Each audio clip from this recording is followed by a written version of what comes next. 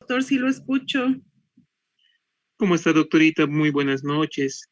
Eh, ya en este momento se encuentra habilitada para poder compartir pantalla. Ya.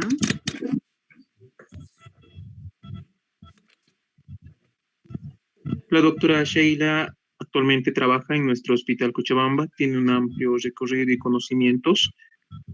También ha ejercido funciones como exdirectora del hospital y nos va a dar el tema de los ciclos cortos. Doctora, le cedo la palabra, por favor. Buenas noches a todos. Bueno, en realidad nos toca dar como tres temas en un corto tiempo, pero vamos a tratar de hacerlo corto. Yo sé que están cansados y de que me comprendan la importancia de esta situación. Muchos de los temas que les han dado todos los doctores están regidos a lo que es un ciclo de mejora continua. Quiero que comprendan, por favor, que el ciclo de mejora continua es un programa nacional, ya que está establecido ya hace algún tiempo y es para justamente mejorar nuestra atención, dar calidad al paciente y evaluarnos permanentemente. En realidad se llama ciclo porque es una evaluación mensual que se hace en el hospital en base a unos parámetros. Les explico. Para esta situación debemos entender lo que es calidad. Si nos vamos a poner a pensar en calidad, en el concepto total, habla de una esencia o condición o conjunto de condiciones que permiten hacer bien las cosas. Sin embargo, como nosotros hablamos de un servicio, nos basamos en productos o en atenciones. Esta calidad la han tomado como el grado de satisfacción del usuario. Sin embargo, a veces no es medible en alguna situación el preguntarle al usuario qué tan feliz se encuentra con lo que nosotros hemos hecho. Entonces, se han encontrado maneras de tratar de medir esta situación en base a ciertos parámetros. Se ha tomado en cuenta que la calidad para nosotros a nivel nacional no va a ser una simple gestión, como se entiende, como siempre hablamos de gestión de calidad, sino es un proceso continuo para mejorarnos a nosotros mismos.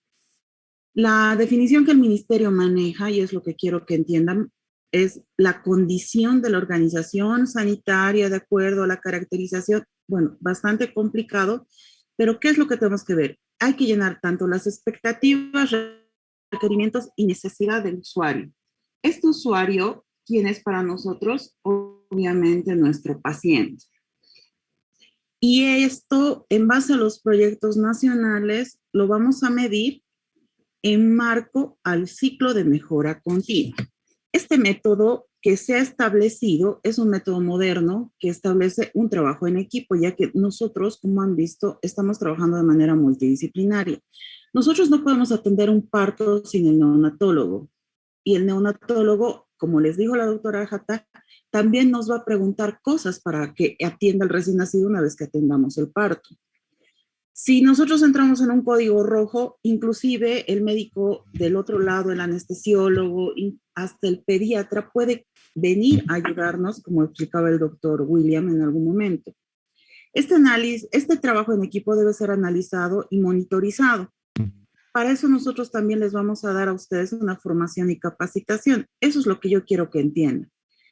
El método tradicional nos daba materiales y supervisiones. Sin embargo, ahora nosotros tenemos que ver toda la situación y ustedes nos van a dar parámetros medibles en esta situación, ya que en base a sus historias clínicas llenados del CLAP y llenados de partograma, el código rojo bien llenado, la preeclampsia que les ha indicado el doctor que le echen una leída, la parte de sepsis puerperal, todos esos son estándares de calidad medibles. ¿Qué es un Señorita Sheila, estándar de calidad? ¿Sí? no se puede observar la diapositiva. Qué raro. A ver, a ver.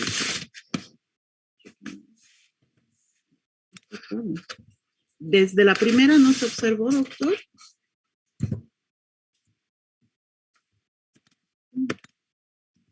No. Las primeras se observó, después se empezó a cortar, doctorita. A ver.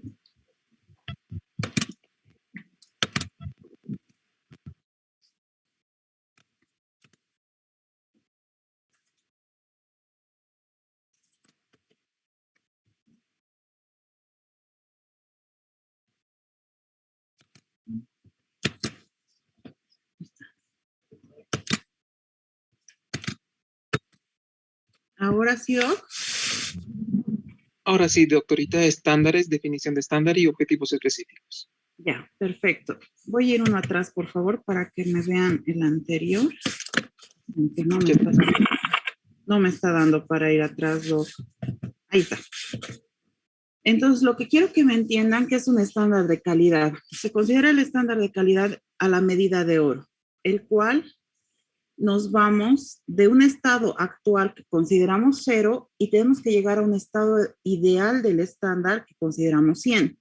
Es más o menos nuestra propia calificación. Los estándares de calidad en ginecobstetricia son varios. Y vamos a empezar por lo que es la historia clínica perinatal, que en realidad va a ser complicado que les enseñe a llenar de manera correcta, pero vamos a explicarles los parámetros más puntuales. El partograma, que el día de ayer les ha dado el doctor Gutiérrez. El manejo activo del tercer periodo de trabajo de parto, o MATEP, que ahora igual les voy a explicar. La preeclampsia y eclampsia, que ahora se considera un estándar de calidad, cómo nosotros vamos a tratar a esa paciente. La estabilización y referencia de los trastornos hipertensivos del embarazo, hay que tomar en cuenta que nosotros, como somos segundo nivel, no podemos tratar, por ejemplo, paciente eclámptica.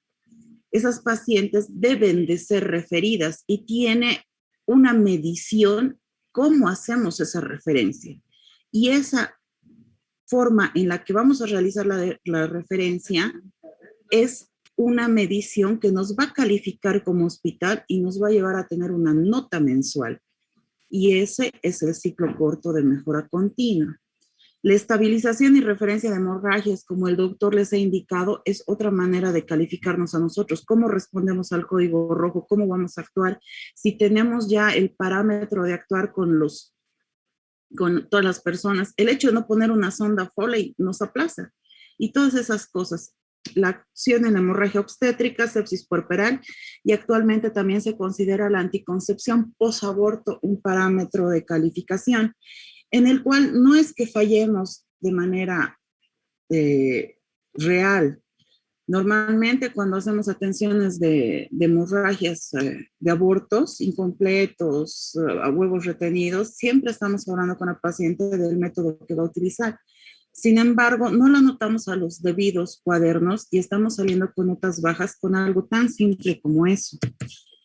Eso es lo que yo quiero que entiendan, que ese es un ciclo de mejora continua. Ahora, por favor, vamos a hablar sobre uno de los parámetros muy importantes, que es el CLAP actualizado. Quiero que consideren y que me entiendan que la hoja del CLAP es... compárteme el ojito, por favor. Sí. Se actualiza cada 5 años en general. Esta es la última actualizada que la manejamos en el hospital y es a partir del 2018 que se ha empezado a utilizar. Tiene 2 caras. Antiguamente la segunda cara era otra, diferente. Hay que considerar que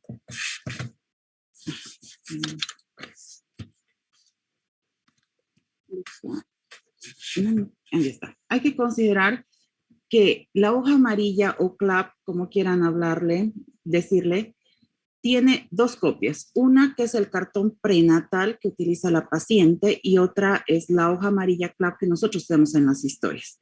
Obviamente la que vamos a calificar mensualmente es nuestra hoja amarilla. Sin embargo, tenemos la obligación de llenar el cartón prenatal de la paciente igual de la misma manera.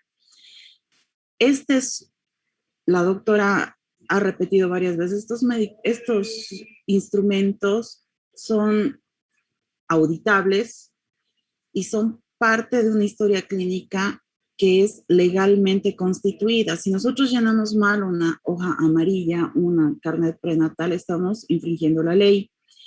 De hecho, tienen normas como para que tengamos en cuenta de que este tipo de documentos deben ser llenados con letra imprenta, legibles y nombres completos.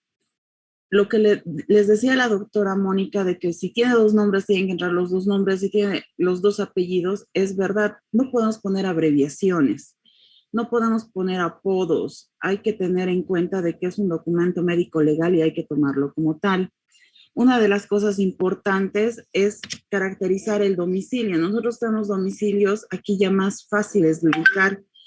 En las provincias es un poco más complicado porque directamente les ponen provincia Misca y la provincia Misca es tan grande que luego no pueden ubicar a la paciente, porque la idea de la hoja amarilla es tener una dirección en pacientes catalogadas como de alto riesgo y si necesitan buscarse, buscarlas. Evidentemente nosotros al ser un centro de referencia muy probablemente no vamos a buscar a la paciente, pero eso no quita que debemos de dejar de llenar de manera correcta la misma. Recuerden que todos los datos tienen que estar bien claros. El municipio que nosotros manejamos, lógicamente, es cercado, la localidad igual. Y abajo tiene dos puntos muy claros. Si se dan cuenta, tenemos lo que es el idioma hablado y la lengua materna.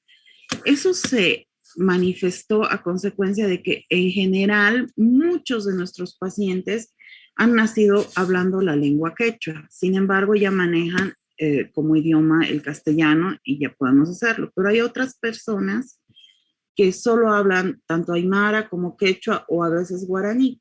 Y eso es una dificultad en la comunicación al paciente, ¿no? La fecha de nacimiento y los años totalmente cumplidos. Una de las cosas importantes que nos olvidamos de llenar, que también suena gracioso, pero en el ejemplo, porque esta es la presentación del ministerio, se han olvidado también llenar. Si nosotros tenemos una paciente, menor de 15 años y mayor de 35, debemos tiquear la hoja, la parte amarilla. Si tienen que ser los años cumplidos, normalmente nuestros pacientes nos aumentan un añito, hay que tener cuidado con esa parte. En esta parte de indígena, mestiza y otra, en la parte de indígena, en la contratapa vamos a encontrar, tenemos 36 etnias indígenas, cada una con su código. Y si la paciente nos dice quechua, vamos a tener que llenar acá el código de la etnia, ya sea quechua, aymara, guaraní, yuracaré o cualquiera de esas. Y si yo lleno la parte de indígena, no puedo colocar mestiza. Eso es un error muy común. Llenan ambos. Entonces, como dicen por ahí, no puedo ser blanco y negro, ¿no ve? Tengo que tener un color específico en esta situación. Esta parte de alfabeta se refiere a si la paciente sabe leer, escribir básicamente y llenarlo. Sin embargo, tiene que ir coherente a los estudios que tenemos al lado. Se coloca el nivel más alto al que hemos llegado, aunque no haya sido aprobado. Si la paciente ha llegado a sexto de secundaria, bueno, pues pondré secundaria y 6. En la parte de al lado, otra cosa que es bien importante es lo siguiente. Muchas personas, muchas pacientes están casadas, pero la pareja las ha dejado solas y se ha ido a trabajar a España. Entonces, tenemos que considerar de que una paciente que vive sola es altamente peligrosa para nosotros, ya que en una emergencia no va a haber quien la ayude a ir. Evidentemente, tenemos que indagar esta situación de manera lógica y averiguar. Puede ser que ustedes piensen de que esta parte no la llenaríamos nosotros al ser centro de referencia, pero como no me van a dejar mentir en algún momento los médicos de consulta externa, las hojas amarillas, los CLAPS que nos mandan de los centros, realmente están muy mal llenados y no tienen ninguno de estos datos a veces siquiera llenados. El control prenatal con código significa el código del centro de salud donde está realizando el control prenatal o de donde nos están refiriendo al paciente. En parto EM viene el código del hospital, que ya deberíamos llenarlo. Todas las pacientes que tienen a los bebés en nuestro hospital tienen que tener el código, el número de carnet y el número de la historia clínica. Esta parte de datos estadísticos es muy importante. Sin embargo, llegado el momento, podemos tratar de, si no deberíamos de tener errores, podemos un poquito darnos el lujo de arreglarlos después. Pero en esta sección donde están los antecedentes obstétricos, no podemos equivocarnos. Les explico por qué. Porque esta sección es la que nos va a dar el rango de riesgo de la paciente. Si esta paciente va a tener un riesgo bajo, medio o alto. Cuando llenamos las gestas previas, ahorita está súper fácil llenado porque resulta que es una paciente que no tuvo embarazos anteriormente, tenemos que preguntar exactamente cuántos embarazos ha tenido. En nuestro medio, las pacientes tienden a borrar los abortos, fracasos, como quieran llamarles, y todo embarazo cuenta. Si se fijan aquí abajito, tiene igual una cápite específico para el embarazo ectópico que ha incrementado en su porcentaje en estos últimos tiempos. De hecho, cada semana nosotros en el hospital tenemos pacientes con embarazo ectópico que entran a la parotomía y cada vez más jóvenes. Los abortos automáticamente ya se consideran de alto riesgo, si se dan cuenta están en amarillo, porque a diferencia de lo que creemos, no las pacientes no abortan de manera normal como ellas piensan. Cada persona que ha tenido una pérdida tiene que ser encontrada. ¿Por qué? ¿Qué ha sucedido? Ha sido traumática, infecciosa, cromosómica, y lamentablemente eso es lo que no hacemos. Y ese tono de aborto lleva un tinte más de alto riesgo si es que tenemos 3 abortos consecutivos, lo que se llega a llamar un aborto habitual. ¿Ya? Ahora, en esta parte de partos, en el acápite de partos, por favor, si se dan cuenta, junta tanto partos vaginales como partos por vía cesárea, y es donde nos equivocamos. No consideran que sea un parto la cesárea y sin embargo lo es. En algún momento se ha dicho que la cesárea es un parto vía abdominal y es lo que debemos considerar en esta parte. Si yo tengo 2 cesáreas y un parto, en este acápite voy a llenar 0,3 y no 0,2. Y ya lo voy a disgregar en las otras 2 partes. También es importante tomar en cuenta los nacidos vivos y nacidos muertos, porque lógicamente un bebé que se haya ovitado dentro de el abdomen materno, el vientre materno, tiene que tener una causa. Ese bebé ha tenido malformación, ese bebé ha nacido con infección, ha tenido un trauma, un desprendimiento. ¿Qué ha sucedido con ese bebé? El tener un nacido muerto e indagar la causa es muy importante porque nos va a dar parámetros para los embarazos actuales. De los nacidos vivos, ¿cuántos bebés viven ahora o cuántos niños viven ahora? También es importante, sobre todo porque se considera que los fallecidos durante la primera semana tienen relación todavía con el parto y la atención del parto, a diferencia de los bebés fallecidos después de la primera semana. Ambos son de alto riesgo y ambos hay que indagarlos. Como se dan cuenta, este cuadradito nos divide a las pacientes de acuerdo al riesgo obstétrico y es muy importante llenarlo de manera altamente correcta. En esta parte de acá vamos a llenar el peso del último bebé. Normalmente las pacientes no recuerdan, pero hay que indagarles. Era pequeño, era grande, le quedaba la ropa, no le hacía la ropa, cuánto te lo han vacunado enseguida, han tardado en vacunarlo y todos esos aspectos. Cuando no tenemos ninguna gesta anterior, se coloca NC, que significa no corresponde. Los antecedentes gemelares, aquí ingresa de todas las familias, si han habido de ambas familias, tanto paterna como materna, si hay o no hay gemelar. El fin del embarazo anterior es del embarazo, no del parto. Significa que si hemos tenido un fracaso los 6 últimos meses, tiene que venir la fecha del último fracaso, del aborto. Y si es menor a 1 año, hay que tiquear acá, que también le incrementa el riesgo.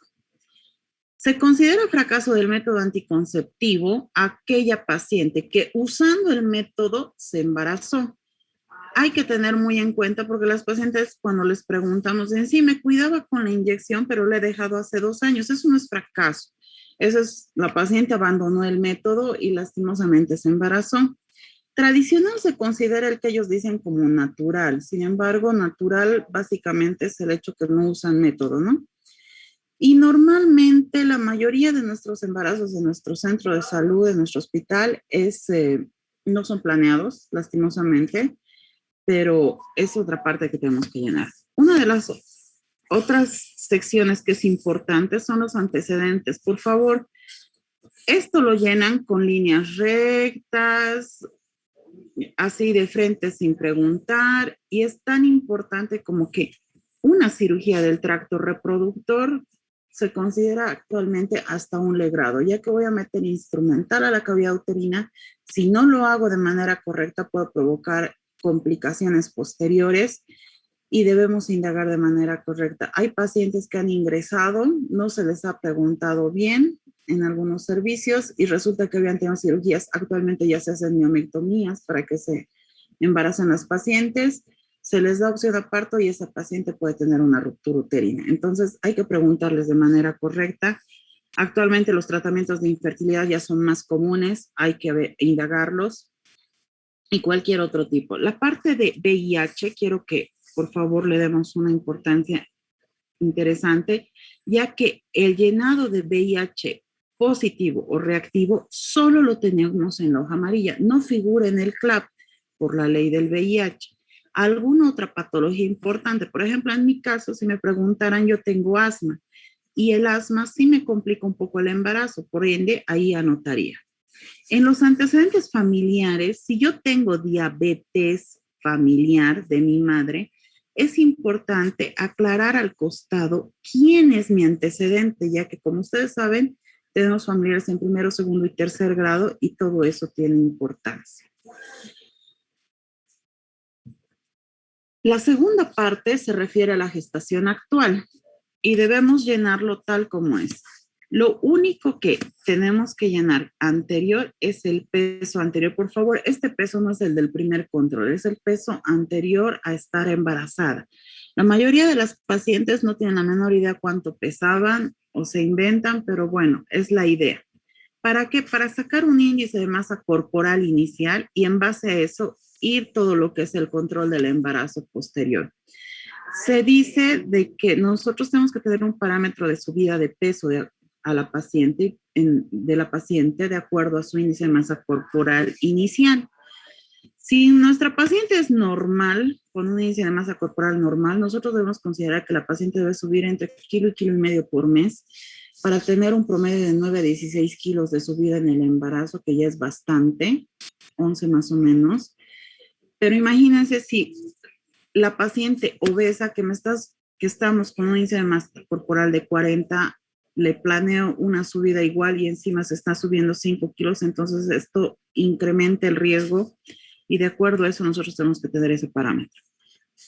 Se considera acá lo que es el último periodo menstrual. Hay que hablar con las pacientes, normalmente nos dan el último día de la última menstruación y se tiene que colocar el primer día de la última menstruación, eso siempre hay que indagar. Normalmente se utiliza la regla de Nayeli, que es +7 -3 para sacar la fecha probable de parto. Aquí están usando la otra regla, pero en general la regla de Nayeli es la que está establecida y debemos corroborar la misma por una ecografía menor a 20 semanas. Hay que tomar en cuenta de que es muy importante esta ecografía, ya que es la mejor manera de corroborar la edad gestacional. Hemos tenido pacientes que llegan con ecografías que supuestamente son de término y resultan ser muy prematuros, que terminan internándose, de pacientes diabéticos que aparentemente parecen grandes, pero son prematuros, entonces hay que tener cuidado. También se les pregunta la parte de los antecedentes de lo que hacen durante su embarazo, si han consumido alcohol, si fuman, si han tenido signos de violencia. Normalmente ellas niegan esta situación y se debe preguntar por semestre para tener una idea de cómo va el embarazo. La vacuna antirrubiólica, lastimosamente, la mayoría de nuestras pacientes no tiene la menor idea si se la han colocado. Hay pocas que saben. Y como ya saben las licenciadas, la vacuna antitetánica se considera vigente con 2 vacunas por lo menos dentro del plazo establecido. Si tenemos 3 vacunas, se sigue el esquema, no se cierra y eso es lo que tenemos que llenar. Y si lo vamos a vacunar durante el embarazo, va el mes de gestación en el cual aplicamos la vacuna. El examen odontológico, esa parte debería estar llenada por el odontólogo, referirlas, lo hacen en el hospital, aunque últimamente ya están llegando muy avanzados los embarazos y no logramos hacer eso, y siempre debemos revisar mamas. La parte de abajo es el llenado de laboratorio, que es lo que normalmente no hacemos. Es tan simple como vaciar los laboratorios que nos dan del laboratorio y llenarlos para tener nosotros un parámetro. Lastimosamente, la mayoría de los cartones y de las hojas que nos llegan vienen vacíos. Muy pocos, ni siquiera el grupo de sangre está llenado, menos la parte del Papá Nicolau, porque aparentemente no les hacen. Hay que recordar que el Papá Nicolau dentro del embarazo hay que realizarlo antes de la semana 20 para que sea adecuado. En donde tienen un poco de dificultad es en el llenado de la parte de VIH y sífilis. Quiero que me comprendan lo siguiente. Cuando tenemos la prueba solicitada en la semana 20 o menor, en realidad menor a la semana 20, ya podemos llenar la parte de que sí la solicitamos. Una vez que tenemos el resultado, la prueba no reactiva significa negativo. Si es reactivo, voy a colocar el reactivo. Si no he solicitado la prueba, voy a colocar sin dato, que es altamente peligroso. El único momento que coloco no corresponde es cuando en la parte del encabezado yo ya tengo el diagnóstico de VIH de la paciente que me está diciendo. Entonces, no me corresponde solicitar prueba, por ende, esto lo dejo el resto vacío. Si no tengo dato, obviamente no voy a acertar ni nada, ¿no es cierto? Y si es positivo o reactivo, tengo que ver qué es el TARP, la terapia antirretroviral que se inicia en el embarazo. Todos ya saben que se inicia actualmente al contacto. Y si he iniciado la terapia, voy a colocar sí. Si mi resultado es no reactivo, coloco no corresponde. Este cuadradito al neonatólogo le sirve mucho porque él ya va a saber cómo actuar de acuerdo al dato que tiene. Y se hace menor a 20 semanas y mayor a 20 semanas. Se deberían de hacer inclusive hasta 3 pruebas, dice, una por trimestre durante el embarazo, pero por lo menos tenemos que tener ambas. La parte de sífilis es lo mismo. Hay que llenar la semana en la que estamos solicitando, ya que para el neonatólogo es importante averiguar cuándo se le ha diagnosticado, qué momento ha dado la terapia y si esta terapia ha funcionado, porque además recuerden que la terapia es en pareja. Si mi resultado es negativo a las 13 semanas, por ende colocaré que no corresponde tratamiento y no corresponde que le trate al marido o a la pareja. Si mi resultado fuera positivo, debo colocar la semana de inicio de tratamiento y debo colocar si es que yo estoy consciente y he visto que la pareja ha hecho el tratamiento. Si no lo hace o no lo he visto, es mejor colocar sin dato, ya que resulta que las diluciones después son más locas que del inicio del tratamiento. Se hace igual en ambos, menor a 20 y mayor a 20. Otro de los problemas con los que chocamos, aunque ya actualmente se está haciendo los laboratorios de toxoplasmosis, es en anotar esta partecita y ver la situación si el IgM está o no activo. Lastimosamente, estreptococo no se está realizando y eso colocaríamos acá.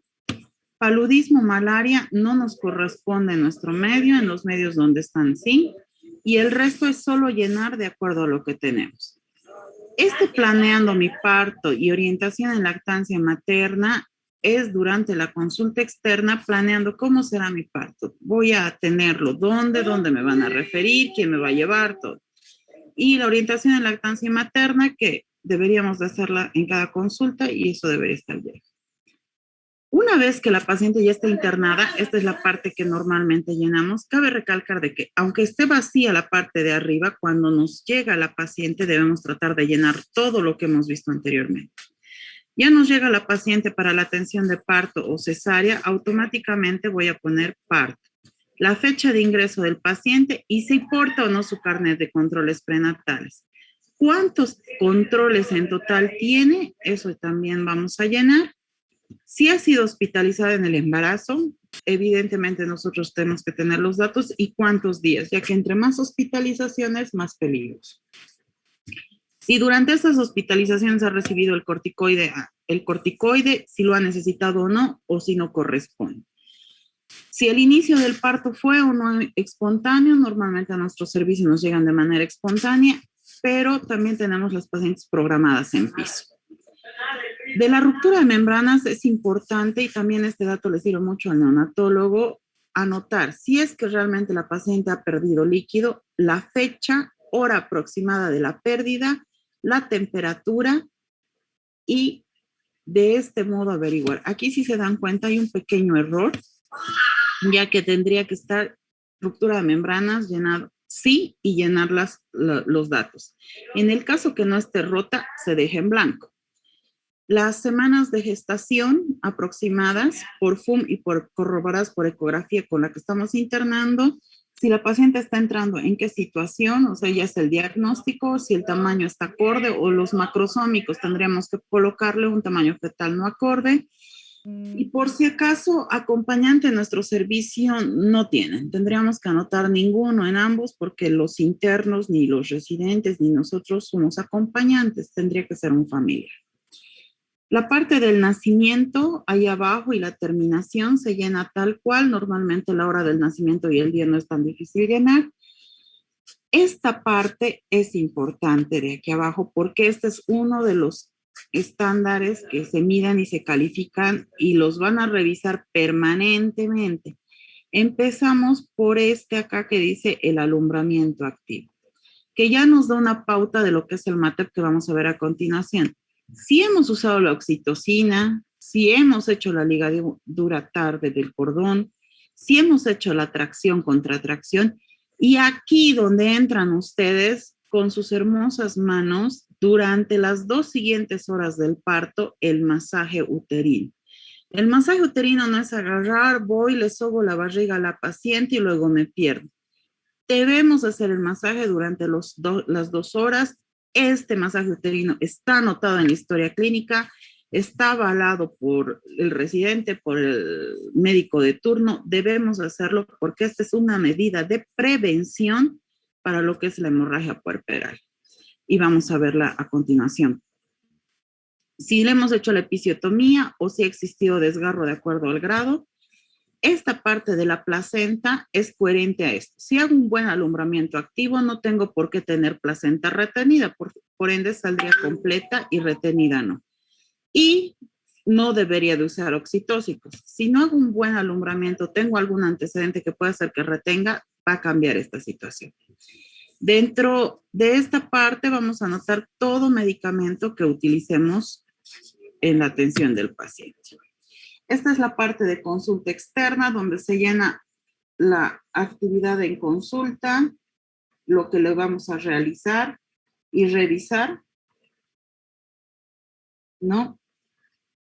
Para ir llenando. En esta parte, por favor, no es tan complicado. Siempre hay que llenar el índice de masa corporal, anotar lo que es la altura uterina, la edad gestacional. Por ejemplo, acá tendríamos el error de que no tiene altura uterina con una edad gestacional de 33 semanas, es evidentemente medible.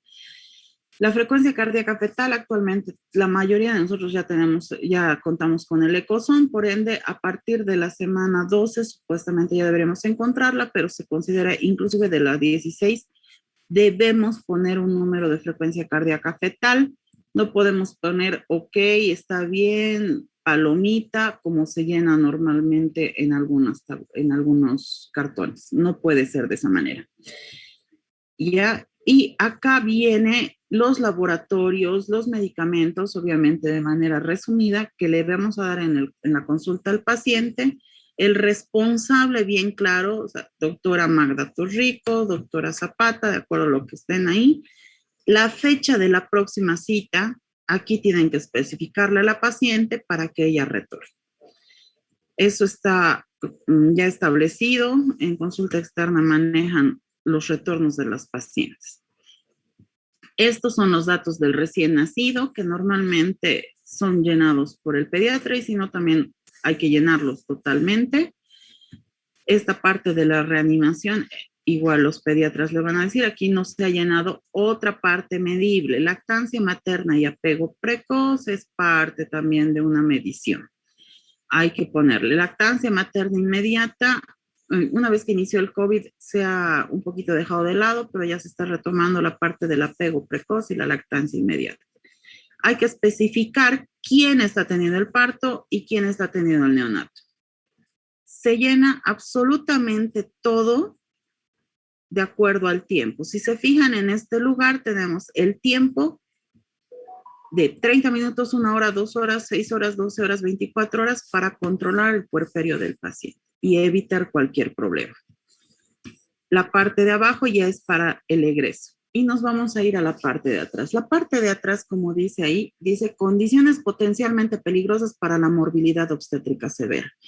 Nos han ayudado en esta situación para decirnos, esta paciente está bien, esta paciente está mal, refiérala.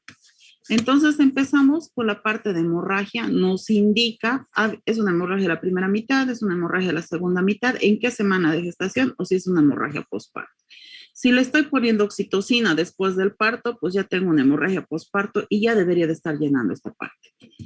He tenido una hemorragia postparto por, así, atonía uterina, como dijo el doctor, por desgarro, por ruptura uterina, ¿qué ha sucedido?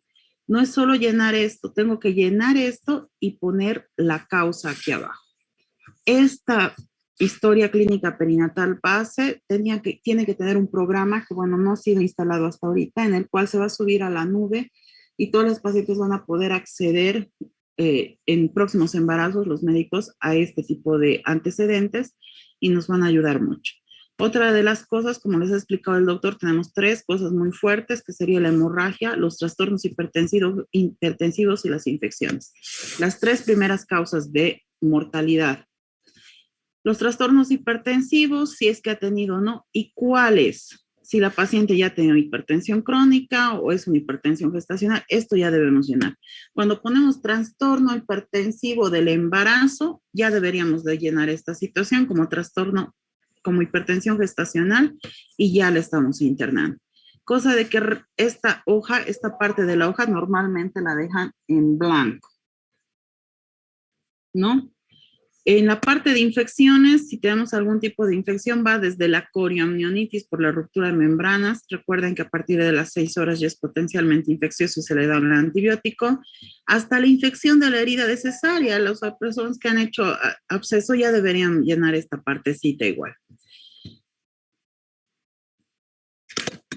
Entonces, al último tenemos lo que es la complicación obstétrica de acuerdo a si tenemos una ruptura prolongada de membranas, un parto obstruido que se ha convertido en cesárea o un oligoamnios. Últimamente hemos tenido varios pacientes con oligoamnios severo y esas pacientes ya deben tener toda esta partecita llenada, sí, y poner la causa. El polidramnios, la pérdida del bienestar fetal, que es una forma muy común de operar a las pacientes actualmente, pierden la estabilidad y hay que entrar como sufrimiento fetal, el antiguo sufrimiento fetal, y ya debemos llenar. Esta parte, el de los criterios clínicos, laboratorio, es la parte del QSOFA. En algún momento hemos hablado de esto, que dónde estaban, cómo podemos hacer, y como no nos acordamos en alguna ocasión, es cuestión de agarrar, darle la vuelta a la hoja amarilla y ahí lo tengo. Tenemos todo lo que es la parte de los 2 asteriscos, es el QSOFA. Mide lo que es la presión arterial, la alteración de la conciencia y la frecuencia respiratoria. El hecho de que tengamos alteradas estos niveles significa que ya tenemos una asociación a sepsis terrible y esta paciente debe ser referida. Eso es un criterio inmediato. Los criterios SOFA de infección son todo el resto que están viendo, tanto clínicos como laboratoriales. Y se dice que si yo tengo una infección, un foco infeccioso, más 2 criterios QSOFA, automáticamente yo ya digo, esta paciente está potencialmente con sepsis y puedo referirla. Y si tengo los trastornos laboratoriales más para respaldarme, con más razón debo referirla llenando esta parte de la hoja amarilla y teniendo el respaldo para que no me digan, me están refiriendo cosas que no son y demás. Y bueno, los otros trastornos son más fácil, va desde en consulta externa, por ejemplo, ya podría llenar la parte de anemia, que yo creo que el 70% de nuestros pacientes tienen, hiperemesis gravídica han tenido en algún momento. El resto de las patologías ya son más complejas, valvulopatías, trastornos psiquiátricos. Hemos tenido una paciente que tenía esquizofrenia en las salas, esa paciente debería estar llenada en esta parte. Algún otro trastorno de importancia puede ir a ese lado. Y en el otro lado son los trastornos metabólicos, donde va sobre todo las pacientes que han presentado problemas de diabetes estacional, que ya son insulino dependientes o han tenido problemas anteriores. Pacientes con problemas tiroideos o algún otro tipo de patología metabólica. Y se va llenando de esa manera. Bueno, también se ha incluido en esto la parte del Zika, que estaba muy complicada en algún momento, y les da unos criterios en los cuales se puede diagnosticar de manera rápida para tratar a la paciente, sobre todo por las consecuencias. Entonces, si nosotros llenamos hipotéticamente de estos criterios que tenemos acá, 3 de cualquiera de esos, ya podemos decir que tenemos un diagnóstico presuntivo y dar los tratamientos con sospecha clínica. Y abajo ponen si tiene alguna sospecha de Zika, chikungunya, dengue u otro. Sobre todo para la parte del trópico es bastante importante.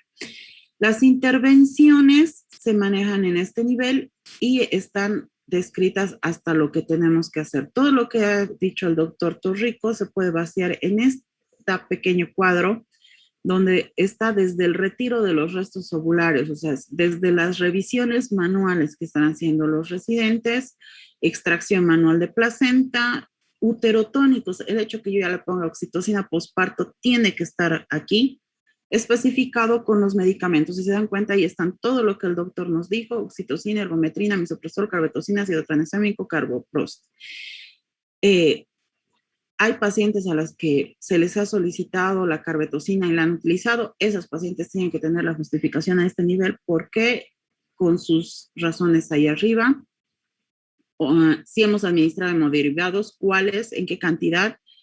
Al otro lado, si hemos pedido la parte de laboratorios, hemos terminado una laparotomía, no incluye la cesárea en este momento porque esa no se considera laparotomía. Habla de volver a abrir a la paciente, en una paciente con ectópico y demás. Evidentemente la parte de abajo de estadía de UTI ya no nos corresponde, tendría que ser una paciente que ha sido transferida, pero nosotros podemos usar hasta el traje antichoque que está al otro lado y debemos anotarla. La compresión bimanual, el balón hidrostático, la sutura uterina, como dijo el doctor, tenemos varias suturas, en general se usa la Belinch, pero el hecho que la hagan ya debe de estar aquí plasmado. Y por último tenemos la última parte del puerperio, el control al segundo, tercero, cuarto y quinto a 10º día. Esto se hace en el caso del ya, si ha sido dada de alta en consulta externa, y si no ha sido dada de alta y sigue en el hospital por una cesárea, se llena en el hospital. La parte de la anticoncepción, si se dan cuenta, ya tenemos acá, y esto es porque para certificar nuestra orientación, si nosotros hemos orientado a la paciente de manera oral, escrita o ninguna.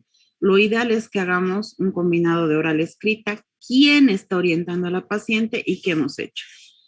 Tenemos 2 aspectos, la preferencia y el acceso. La preferencia es aquella a la que la paciente quiere llegar. Puede ser un implante hormonal, un DIU, lo que sea. Y el acceso es a lo que le podemos brindar nosotros. Por ejemplo, en este momento no tenemos implantes hormonales, ¿no es cierto? Entonces, la mayoría de las pacientes obviamente van a tener acceso al MELA inmediatamente.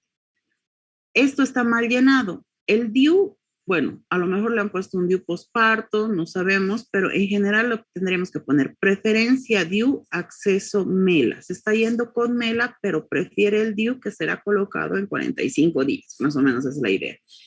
Y aquí el inicio del MAC es el inicio del método anticonceptivo. Se dice de que si tenemos una paciente que vive 3 cerros más allá, es preferible iniciarle la anticoncepción de manera inmediata con los métodos que podemos antes de perder esa oportunidad de la paciente que está queriendo cuidarse.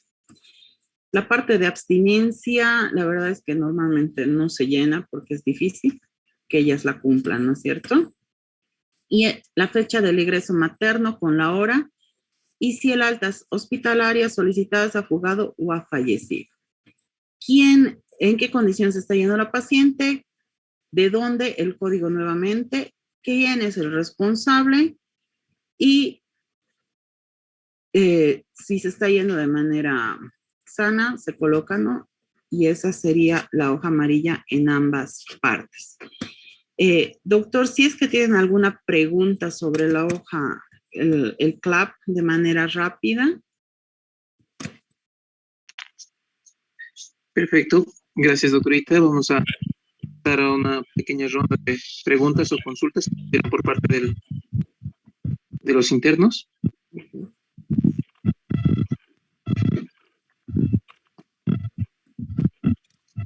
Bien, doctorita, creo que no tienen más.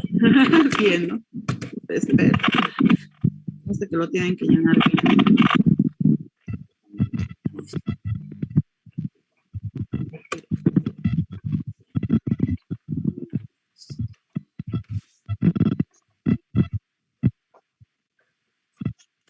Sí, hemos verificado que no hay mensajes en chat ni demás.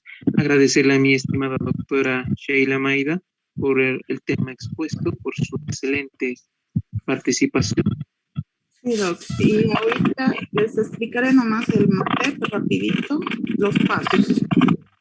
Por favor. Es muy... ¿qué?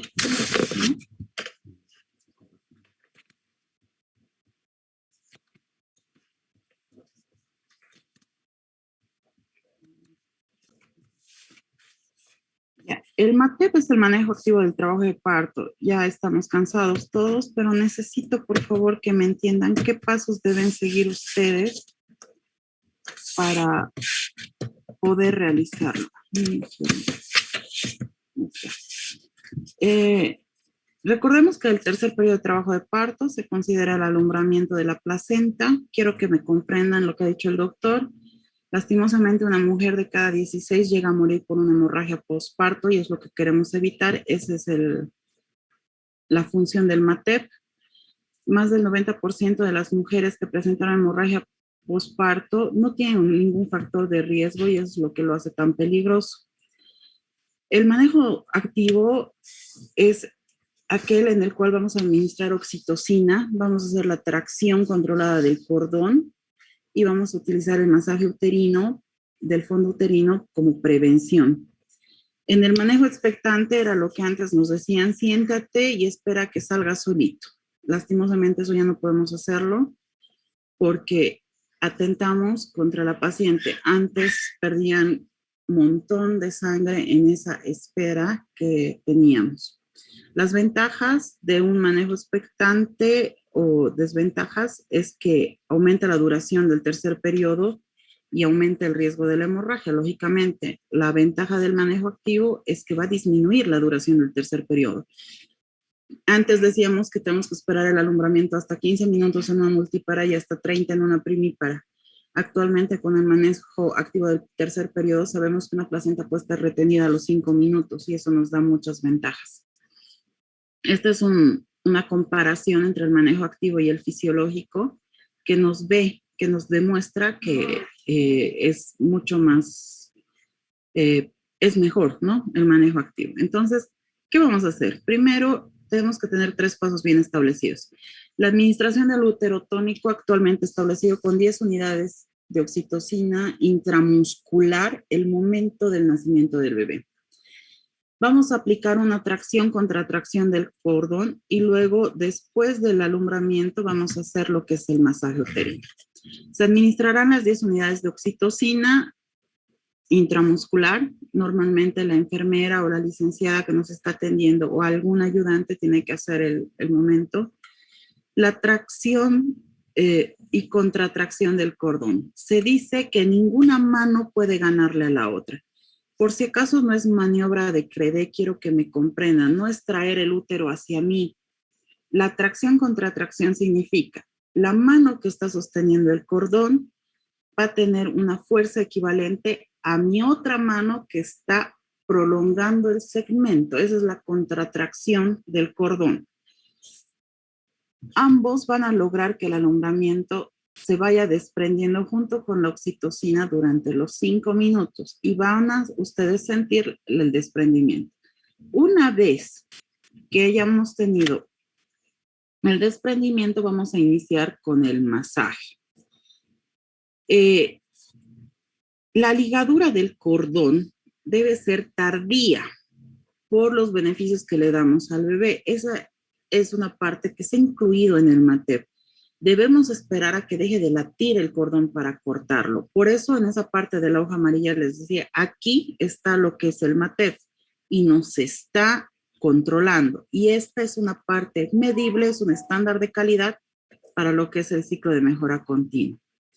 Si se dan cuenta, en la imagen de abajo, la persona que está practicando, si bien tiene la mano con la mano derecha el cordón, en la mano superior está haciendo una elongación del segmento hacia arriba, no está trayendo el útero hacia nosotros. La maniobra de Credé puede hacer una inversión uterina. En cambio, esta otra maniobra es para evitar el sangrado. Ahí la vemos. Recuerden que el uso de oxitocina es el primer paso. La tracción controlada del cordón, lastimosamente deben aprenderla en práctica, pero por favor apréndanse los pasos. Y el masaje del fondo uterino. El masaje del fondo uterino se hace y está establecido cada 15 minutos durante las 2 horas posparto. Significa que ustedes, queridos doctores internos, una vez que tengan a su paciente, deben pegarse a la paciente y hacerle el masaje uterino cada 15 minutos para evitar el sangrado. Se van a dar cuenta ya haciendo el masaje que el útero se va a contraer de manera inmediata y van a disminuir magníficamente el sangrado. La hemoglobina posparto de control es nuestro parámetro de examen. Si nosotros hemos hecho un buen MATEP, nuestra hemoglobina posparto va a demostrar una pérdida mínima de sangre. Si nosotros nos hemos pasado de 1 gramo de pérdida, significa que no lo hemos hecho de manera correcta. Si hemos esperado más allá de los 5, 6 minutos a que haya un alumbramiento, no lo hemos hecho de manera correcta. Y ese es el punto más preponderante en este momento, porque para no llegar a tratar a pacientes, como les ha explicado el doctor William, debemos hacer este pequeño, ¿qué les digo? Este pequeño programa, porque es un programa de manera correcta, preventivo, para no llegar a tener que tratar a pacientes con ocitóxicos, a tratar a pacientes con trajes anti-shock, con cristaloides de emergencia y demás situaciones. Quiero que me entiendan que también reduce la parte de la retención placentaria, ya que al inyectar la oxitocina y lograr una contracción del útero en ese momento, el desprendimiento de la placenta se hace por medio de un hematoma que va agrandándose y va haciendo como un efecto de cascada en general y evita de ese modo la retención placentaria. Recordemos que todo esto lo hacemos por los pacientes y por cada que asistimos a una mujer de manera correcta, vamos a evitar que una vida se pierda. Es para salvar vidas, recuérdenlo. Es una maniobra mundial ya actualmente. Doc, con eso terminaríamos. Y muchas gracias.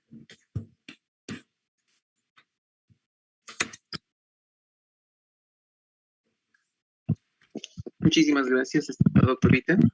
Nuevamente vamos a pasar una pequeña ronda de consultas o preguntas según que tuviera el público.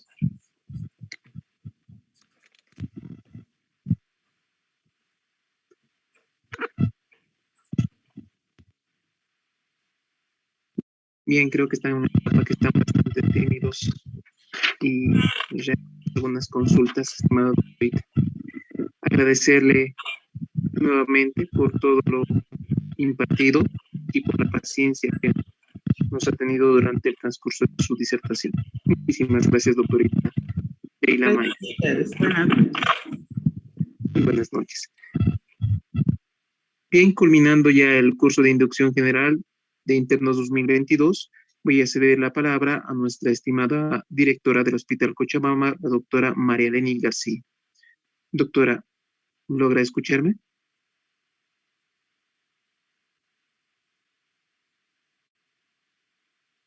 Creo que no tenemos buena recepción por parte de nuestra estimada directora del Hospital Cochabamba.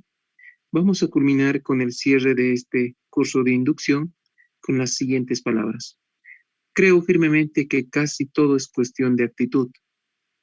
No se trata de lo que ocurre, sino de cómo lo afrontan. Damos por concluido este curso de inducción general a internos, gestión 2022, en fecha 30 de diciembre, horas 23:33. Que tengan una linda noche a todos los presentes.